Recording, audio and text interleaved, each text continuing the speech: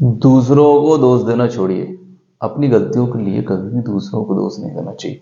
हमने एक बहुत आसान सा एक अपने जीवन में एक तरीका निकाल रखा है। मैं देखता हूँ, सारे व्यक्तियों को देखता हूँ, सभी को देखता हूँ। एक बहुत आसान तरीका बना लिया है। गलत काम आप करेंगे, किसी काम में आप असफल हो गए, आप वो दूसरे पर थोप देंगे। उसकी वजह से उसने ऐसा कर दिया, नहीं तो मैं उस काम को कर लेता, उसने वैसा कर दिया, नहीं तो ये तो हो जाता। ये बहुत गलत तरीका है। अपनी गलती को स्वीकार करना सीखिए। जब आप लोग अपनी गलतियों को स्वीकार करना सीख लेंगे, उस दिन से आप देखिए आपके जीवन में बहुत भारी बदलाव आने शुरू हो जाएंगे। क्योंकि एक बार जब हम किसी चीज को करने में कोई गलती करते हैं तो फिर दूसरी बार उस गलती को करने की संभावना खत्म हो जाती है। लेकिन अगर हम उस गलती को किसी दूसरे पर थोप दें, वो खुद शांति से बैठ जाए कि नहीं मैं कारण नहीं था, कारण तो वो बन गया, तब आप असफल होते हैं। फिर आप निष्क्रिय होते जाते हैं। फिर आप इस चीज को अपनी आदत बना लेते हैं। और मेरे हिसाब से ये आदत मैंने हजारों असफल लोगों में देखी है।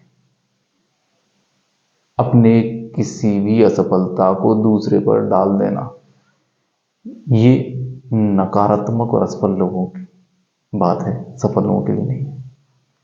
तो फिर आप सोचेंगे हम करें क्या।